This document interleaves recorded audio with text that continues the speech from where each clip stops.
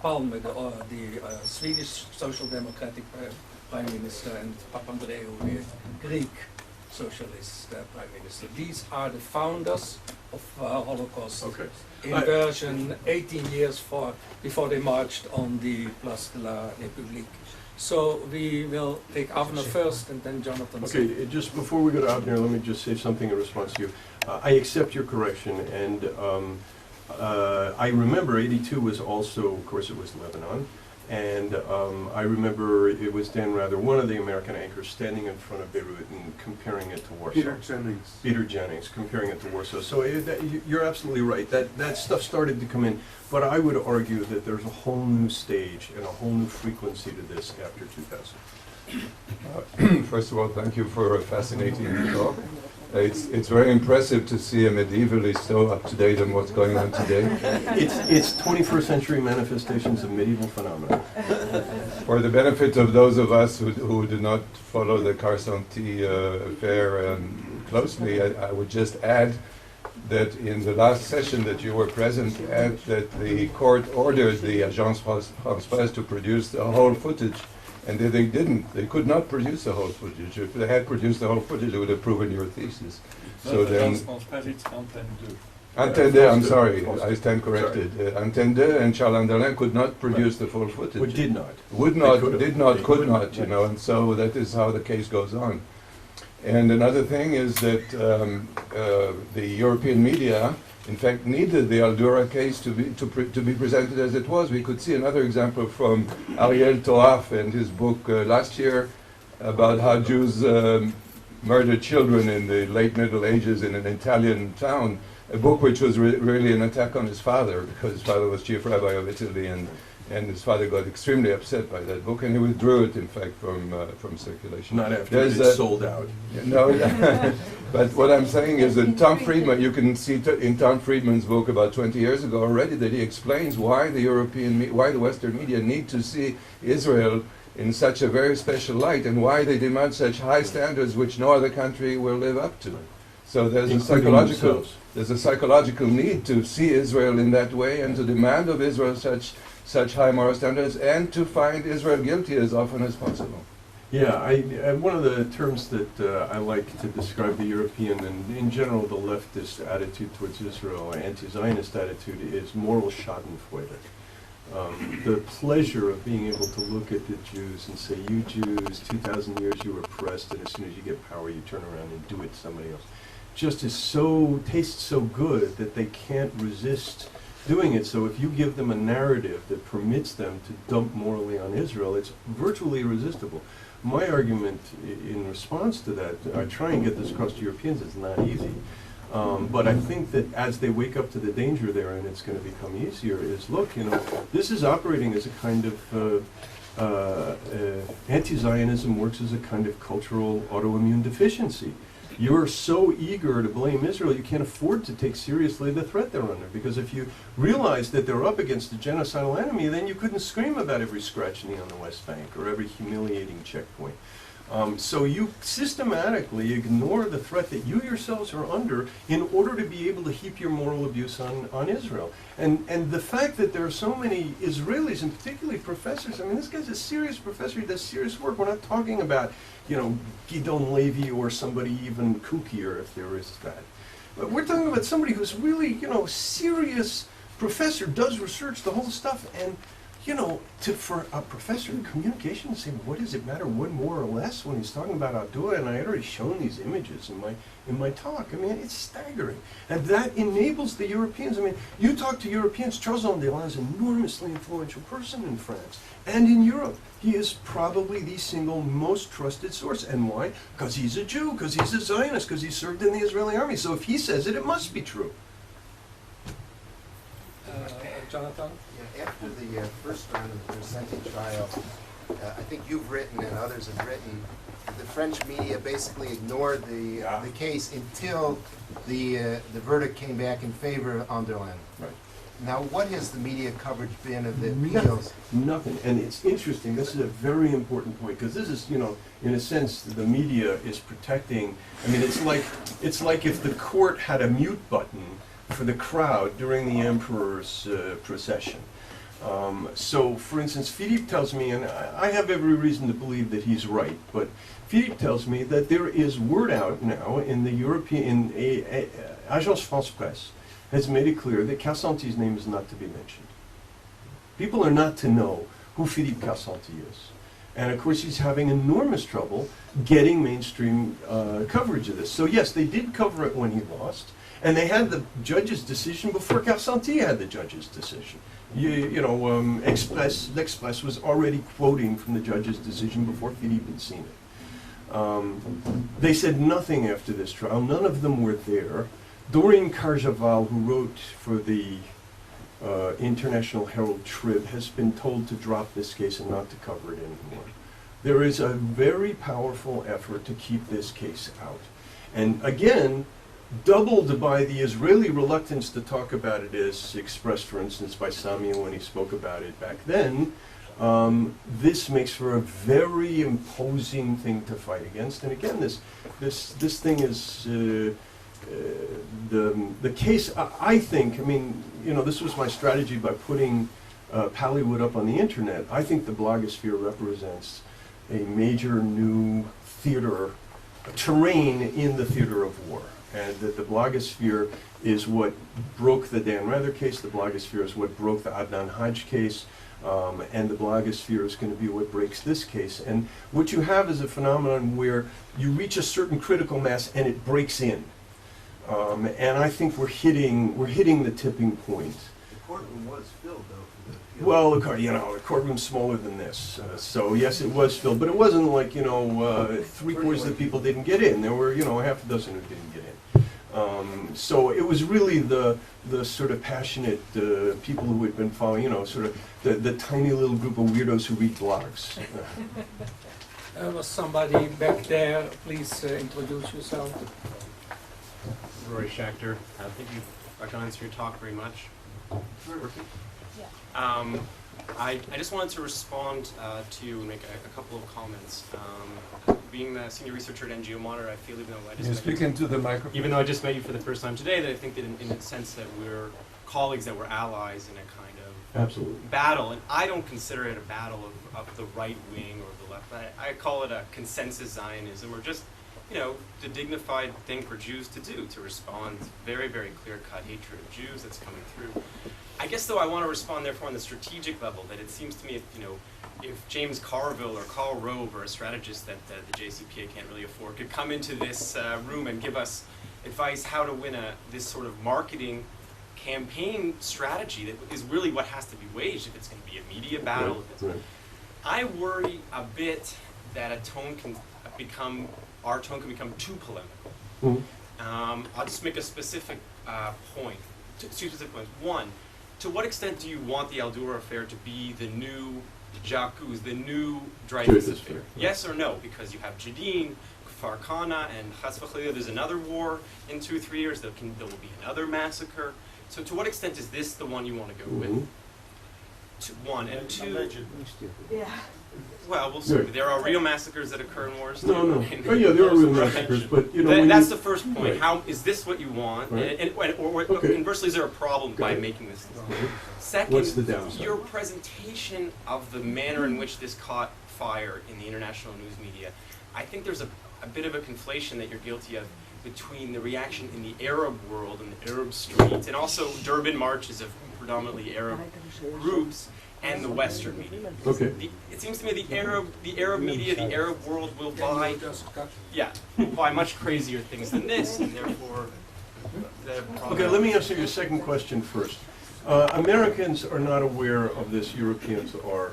The French media in particular, the European media, replayed this image constantly, much more than in the American media. When I spoke to a B'nai B'rith international group, and the guy who introduced me in press, and he said, he's going to speak to us about the image qui nous ont fait baver. We literally had it shoved down our throats, okay?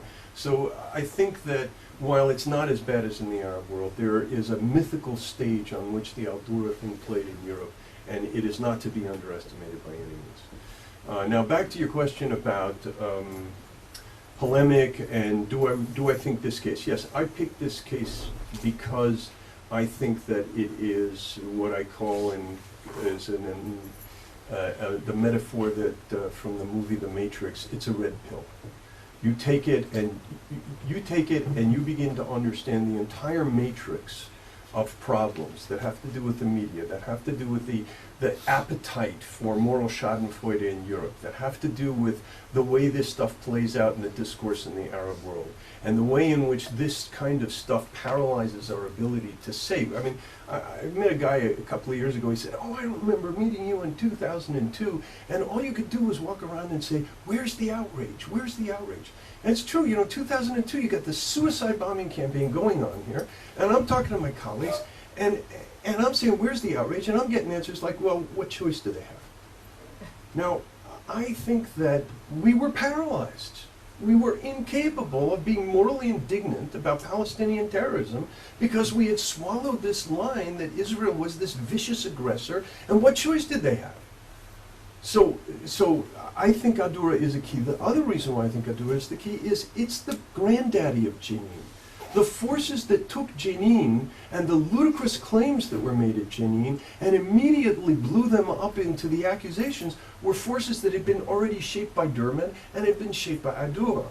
So I think Al-Durah is sort of a sort of gem. It's a sick gem, but it's a gem that every facet sheds light on the dilemma that we're in, on the moral inversion of the universe that's occurred since 2000 in Western discourse. Okay, now I'm closing the list, and we will. You're on. No, we have six. We have six more. I'm sorry. We have I'm six. sorry too. I came from Haifa a few 4 hours. Please add. I came late. But Yeah. That's Andre Moses. Yeah. We never take more than 9. I am ready to give up. Okay, we offer you. Don't take up anybody's time. Okay, I'll make my answers shorter. Look, we'll take them 3 by 3, Okay. and please introduce yourself. Yes. This is one of these nutty bloggers. Thank you, Richard. Eliyahu Green. Richard, I agree, of course, that there's the Middle Ages are back with us. They have returned, and everything we see, not only the Al-Durah case, many things, this whole mass hysteria and the kind of lies that are circulated, they are certainly reminiscent of the Middle Ages, and my knowledge of this, as it were, goes back to what Joshua Trachtenberg's book, Devil and the Jews. The Devil and the Jews, and I see this repetition recurrence all the time. I want to suggest that that for a long time, before the Al-Durah case, there was another medieval manifestation. TV news, so-called news presentations about Israel, what was happening here, were for many years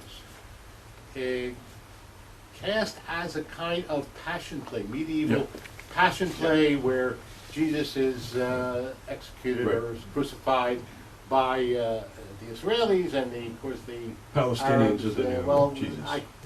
Arabs are Palestinian Arabs are the Jesus figure, and this has actually been stated explicitly going back as far as 1967 in the Témoignage chrétien by Georges Montaudan, something like that. I think his name is something like that. Right. And this is in 1967 already. So there is really a real recrudescence of the Middle Ages here, Right. the whole medieval mindset. So it has to be treated that way. And I think what you have to do is to continue to treat it as Put it in that framework. in that framework. And by the way, there's this Italian researcher, Carlo Canella, who wrote a book called Il Complotto Ebraico, where he goes into the Jewish plot. He says the Jewish plot also has origins in Islam. Okay. And, Let me. Oh yeah, you want to do 3 at a time? Okay. Yes, introduce yourself, please.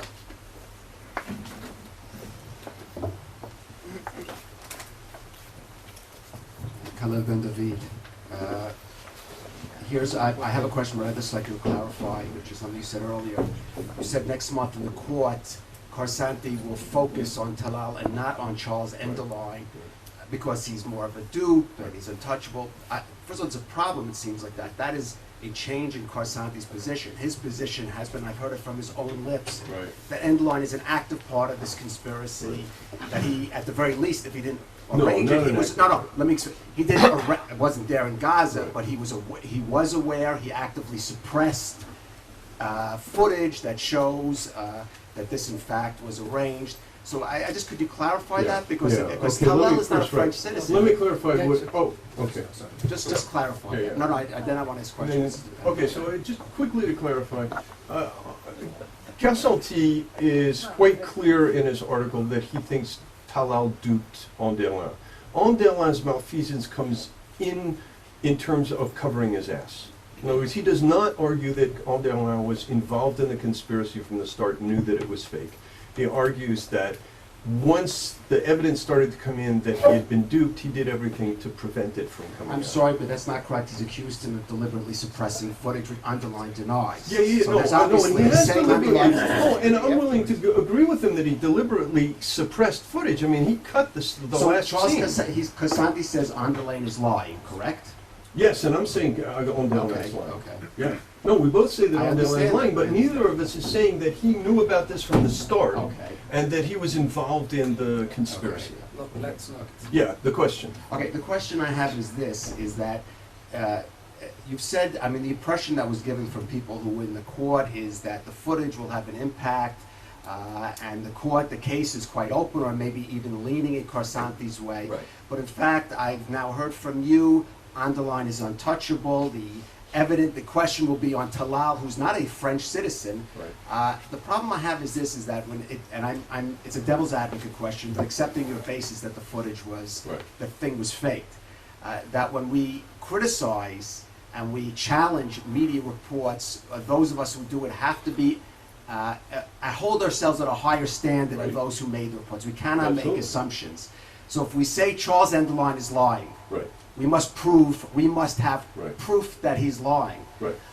And if the court, if in a sense now the French court is going to rule against Karsanti, it's going to be a huge victory for Charles Enderlin and those people who are supporting him in this Right. case. So my question is, Right. is it not in a sense, not you, but in backing Karsanti in this thing, are you not setting up to back the wrong horse in a way that will damage the bigger cause of what you're trying to achieve? This is a very interesting question, but we have one more. Judge Okay. Barth? Okay. Yes, also from me, many thanks for your interesting talk. I would like to ask you, I mean, I appreciate and I understand that you did not want to go into the evidence. Right. Would you to talk to introduce there yourself? today, as it has been done in the past, but I would still, because so many different things have been written about this, could you perhaps just tell us, perhaps just in one sentence, according to the right interpretation of the evidence, what actually caused and by who was the death caused of this boy? If you could just remind us one more, maybe I Right. should have seen that Certainly. somewhere else, but I don't quite remember what was actually the right interpretation of the Gotcha. evidence as seen by you. Okay, let me answer the last question first. My position is that the last time you see Talal Abu Rahmeh the last time you see Mohammed Al-Durah on Talal Abu Rahmeh's tape, he is alive, and I just recently again ran it by a doctor who said there's no way this is death throes. These movements are extremely controlled. Can you get this back up? Okay, so these things are extremely these are controlled movements. So the last time you see Mohammed Al-Durah, oh, there we go. All right, the last time you see Mohammed Al-Durah on tape, he is alive. Now, what happened to him afterwards, I don't know. But what I am willing to say is, okay, this is it. All right, now, what I want you to look, this is the sixth take. And this is the take that Charles Enderlin cut, claiming, based on the idea that there were 27 minutes of raw footage of shooting, which there is not, claimed that he cut scenes of the boys' death throes that were unbearable for the public to see. And this was a great move in terms of the Israelis. The Israelis didn't want to ask for this footage because they thought, oh my God, we'll ask for this footage. France too will put this stuff up, and it'll be even worse than it was the first time. So let's not touch this, okay?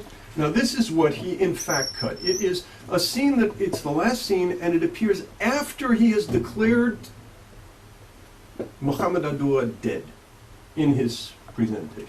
The bullet was like rain.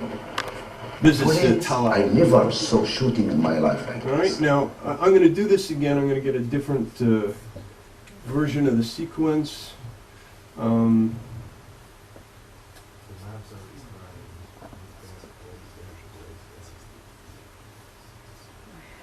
Okay, so here he is. This is the scene in which he's declared dead. His feet are up by his stomach. His hand is on his stomach. There's a red rag right here that was really visible in the courtroom in Paris. You can't see it well on our quality stuff. The father looks like he's already knocked out. Okay, and then in the next scene, the father is sort of twitching back and forth, but he's clearly awake, aware, or, I mean, sort of, you know, has muscle tension. The boy's moved his hand from his stomach to his eyes and is holding them over his eyes, and there's no more blood on his right leg, which was where he allegedly got his first bullet, and now the red is under his stomach. And now this is the final scene. Now I'll show you this scene, but before we actually view it, what you have to understand is, here's his hand over his eyes. The father is now turned away. The father's turned almost 90 degrees away from the boy. So we're talking about somebody who's capable of movement, but has done nothing to reach for his son and to pull him back in. There's no blood on the ground, even though Talal tells us that he bled for 20 minutes from his stomach. And now what you will see is this elbow rises up. He looks out from underneath his hand, and then as he slowly brings his elbow back down, his feet behind rise up in counterbalance. The bullet was like rain. Okay, and here are the feet I rising never up. saw shooting in my life. And this did draw a gasp from The the bullet was courtroom like in rain. Paris. Bullet. This drew a gasp from the courtroom in Paris when people saw him raise his arm and look out. Now, again, it was much higher definition in the French courtroom. So my position is that the last time you see him on tape, he's not dead. The whole scene, I think, was staged. I think it's, you know, if you look at it with impartial eyes, you know, if I were a film professor and a student came to me and said, here, professor, here's 60 seconds that I shot of a boy being killed by soldiers, I would have said, I think you really need to start over from the very beginning. And for one thing, get the kid a bag of red paint or something so that he can break it and at least have some blood on the sidewalk. I mean, it's the cheesiest of fix. So that's my position. What happened to the boy afterwards? I don't know. There is a dead boy. There's a dead boy on the table in the hospital. He's got a gaping stomach wound, which I'm not an expert, looks to me like an exit wound. We won't get that until we get France 2 to release their tapes. But if he had that stomach wound and he was there for 20 minutes, there'd be blood all over the sidewalk. And there's nothing of the sort. In fact, let me just show you my favorite, no blood. Here, all right, so here you'll see the blood, the rag. You can see somewhat more clearly here that this is a rag and not a blood stain on his pants. And that passes over. But, oh, sorry. Oh no. I think okay, one minute. All right, so anyway, So it's unclear how the boy died. I don't know if the boy died. The boy who's dead. There is a boy who's dead. I don't know if that's Mohammed Al-Durah. The doctors in the hospital told Shahaf he arrived at 11 o'clock in the morning. This happened at 3 o'clock in the afternoon. They had a dead body at the hospital. They buried a dead boy. What happened to Mohammed Al-Durah? I don't know. Is he alive today? I'd like to think so. Because if he isn't, the Palestinians knocked him off. Wasn't that boy named Mohammed Al-Durah, the one who came in at 11? Did they have? No. He No, wasn't? in fact, the name of Mohammed Al-Durah took him 2 days to get straight on. Initially, it was, there were a bunch of things. For all these unknowns, isn't it therefore maybe a problematic smoking gun for you? It is a problematic smoking gun. It's not, you know, the whole point about you know, when Gerald Steinberg just today in a conversation before this started said, you know, when it comes to this stuff, we have to have 150%, 200% accuracy in order to make anything stick, because people hold us to these impossible standards.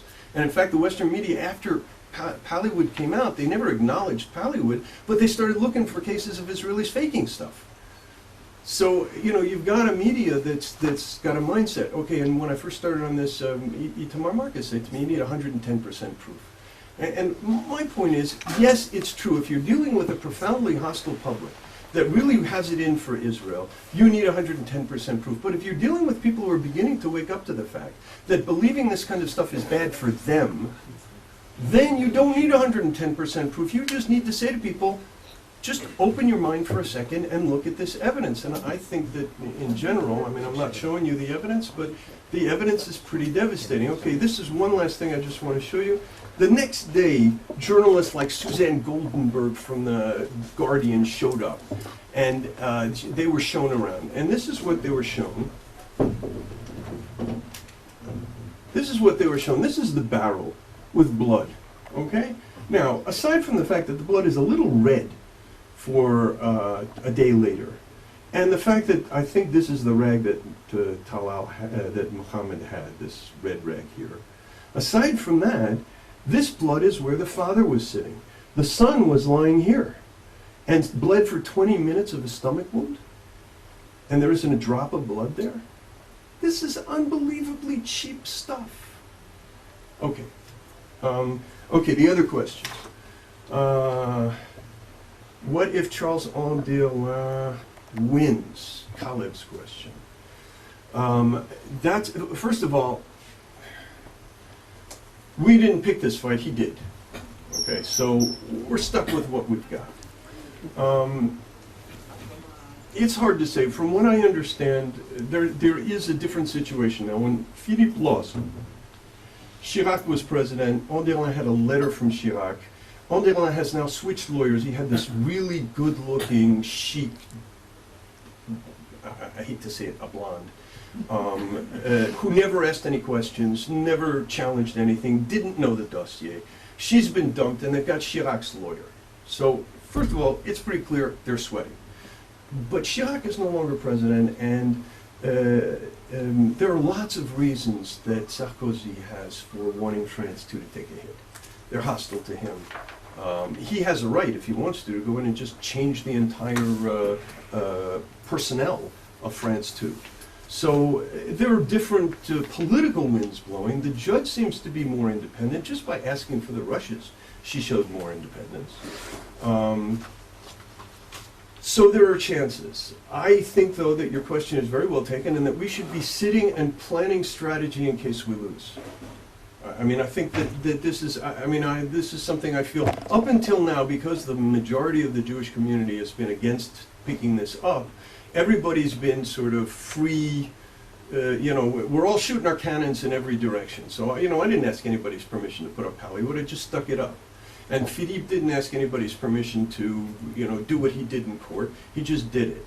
But I think that there's a real danger here. I think that this is, the way I see it is the mainstream media of the stronger side is a major terrain of success in asymmetrical warfare for the weaker side. And we are completely vulnerable to their attacks because we don't consider the media a theater of war. And we don't really know what to do with it, and we need to start thinking of it as a theater of war, and we need to start planning strategy. And I actually think a well-planned counterattack using Al-Durah could do huge damage. It would bring down Charles Enderlin. It would embarrass everybody for the last 7 years that's been shoving this story out of the public view. And I think it would change. And that gets me back to your question about, if you had Karl Rove or James Carville or something.